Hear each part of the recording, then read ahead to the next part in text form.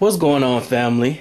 Today I wanted to talk about a topic that came to my mind when I was reading the Chicago Tribune this morning.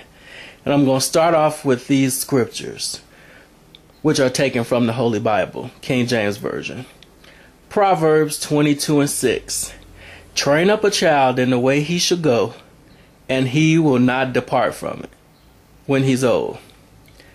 Proverbs 13:24. He who spares the rod hates his son, but he who loves him disciplines him promptly. What I'm going to be talking about today is the media, once again, and parenting. I was reading the Chicago Tribune this morning, and it read, "The police fatally shot teen after chase in Lawndale." This is in the Chicago area.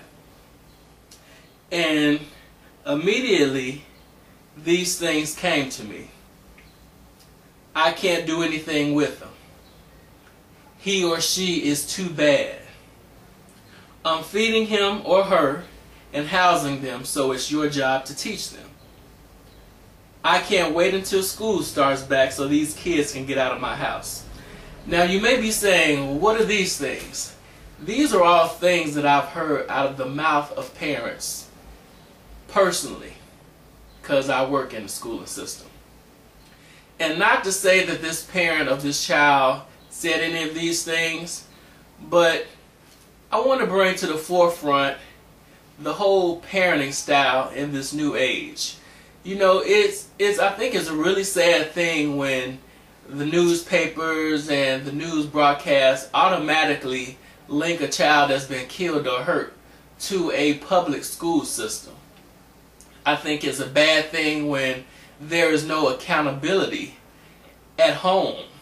I think it's a bad thing when there's no spotlight on the parents. And not to say that the parents of this child were bad or they were good, but too many times the eyes are being linked on to the bigger organization, which in this case is the Chicago public schooling system. But when are we as parents, I'm not a parent, but when are we as overseers over our children, specifically in our community, going to start taking some accountability for what's happening with our children? I mean, I see children out during the summer and on school nights as well, out to 10:30, 11 o'clock, 12 o'clock, knowing they have to get up and go to school in the morning. And I always ask myself, well, where are the parents? Who's watching over our children? You know, back in the day, it used to be that the kids would come in the house when the street light comes on. That doesn't happen anymore. Children are coming in the house way after the school lights, the street lights have come on. And I often ask myself, where's the parent? I mean, are they at work? Are they asleep? Are they just chilling?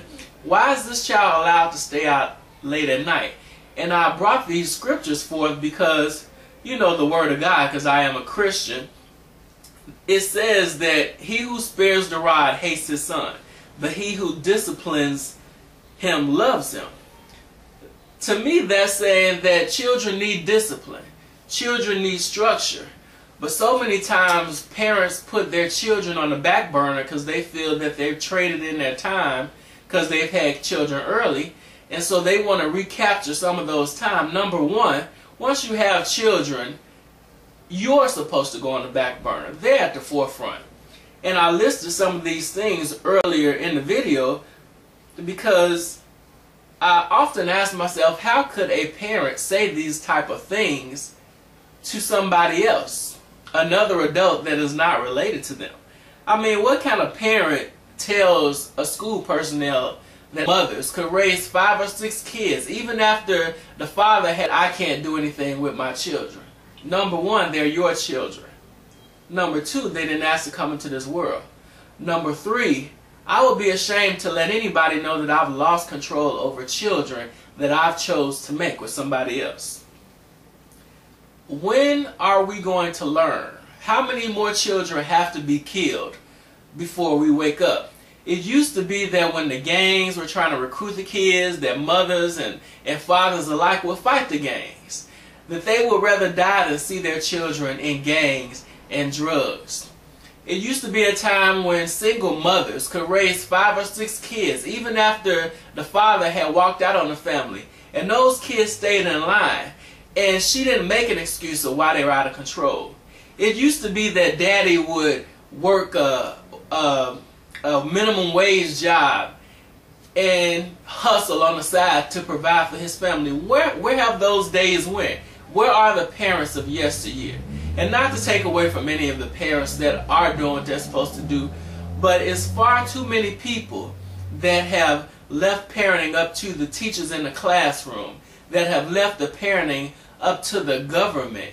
When are we going to stand up, and when are we going to take our children back? Because if you look outside, maybe not in your neighborhood, maybe through some neighborhoods you drive through, you can see that the children are free, are roaming, doing whatever and whenever they want to do it. Tomorrow we celebrate Independence Day. But it seems to me that we're still in slavery. We're enslaved to drugs as a people. We're enslaved to no rules. We're enslaved to materialism.